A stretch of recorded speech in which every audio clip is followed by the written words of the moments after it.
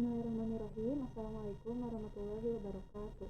Perkenalkan, nama saya Lesira Aisyah. Di sini saya akan memaparkan mengenai rencana pelaksanaan layanan bimbingan kelompok tahun ganjil tahun pelajaran 2021-2022. Komponen layanan adalah layanan dasar, bidang layanan pribadi, fungsi pemahaman.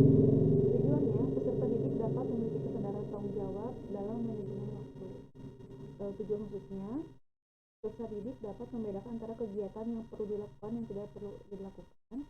Yang kedua, peserta didik dapat menganalisis tentang manajemen waktu. Yang ketiga, peserta didik dapat menata waktu. Yang keempat, peserta didik dapat membuat rencana kegiatan harian atau planning. Topiknya mengenai manajemen waktu. Sasarannya untuk kelas 11. Metode dan tekniknya diskusi dan teknik latihan Written. Waktunya 1 kali 45 menit. Ini menggunakan ruangan kelas ya. Media alatnya video, alat tulis, kertas, proyektor, dan laptop. Tanggal pelaksanaannya di 22 Maret 2022. Sumber bacaannya di sini tercantum.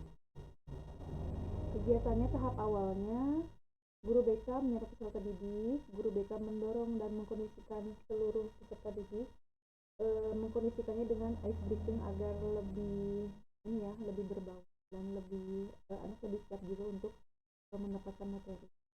Yang ketiga, guru BK menjelaskan tujuan layanan. Langkah-langkahnya, guru BK membagi kelompok menjadi 6 kelompok. Setiap kelompok terdiri dari 5 orang.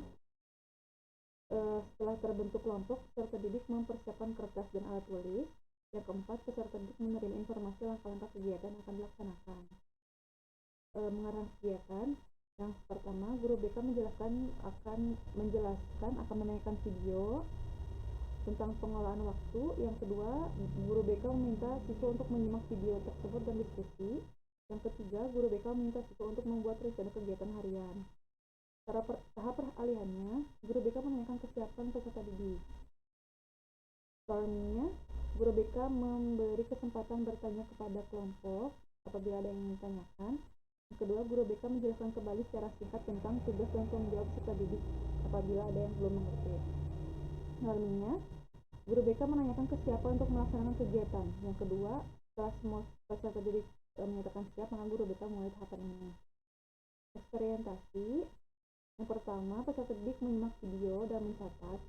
Yang kedua, peserta didik berdiskusi kelompok, mengidentifikasi akibat dari kegiatan yang tidak dipersiapkan dengan baik. Yang ketiga, peserta didik dapat membedakan antara kegiatan yang perlu dilakukan dan tidak perlu dilakukan. Yang keempat, peserta didik mengambil waktu yang digunakan untuk belajar dan bermain. Kelima, peserta didik dapat membuat jadwal kegiatan harian. Selanjutnya, kegiatan refleksi video tersebut. Jadi setelah itu guru BK bertanya apa video tersebut menceritakan tentang apa. Yang kedua, apa yang menyebabkan orang itu tidak dapat mengikuti ujian. Yang ketiga, apa yang perlu dipersiapkan ketika menghadapi ujian. Yang keempat, apa yang tidak perlu dipersiapkan ketika menghadapi ujian. Ini juga ada refleksi analisis. Salah satu contohnya, di video bagian mana yang menurut kalian itu penting untuk diperhatikan. Ini menganalisis ya. Di refleksi generalisasinya, contoh pertanyaannya, apa hikmah yang kamu dapatkan dari video yang sudah ditayangkan? Tahap peralihannya, salah satu kegiatannya, guru BK memberi penguatan terhadap aspek-aspek yang ditemukan oleh peserta didik dan dalam diskusi kelompok. Ini di sini, setelah itu selesai ya. Akhir tahap terakhir, evaluasi proses yang dilakukannya. Yang pertama, guru BK melihat sikap antusias peserta didik, cara peserta didik menyampaikan pendapat, cara peserta didik memberikan penjelasan.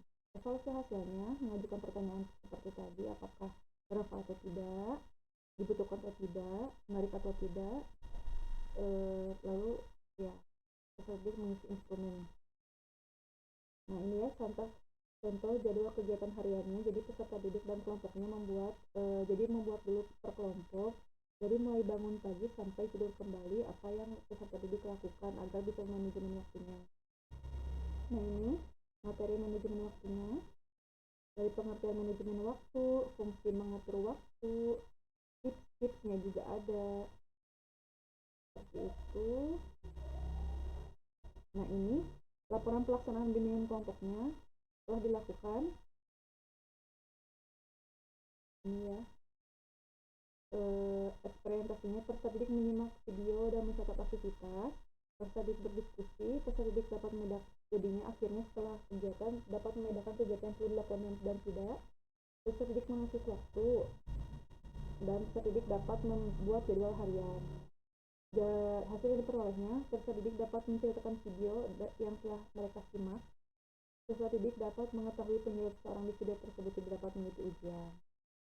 Kesimpulan analisisnya, peserta didik mampu mengetahui pentingnya manajemen diri. Itu.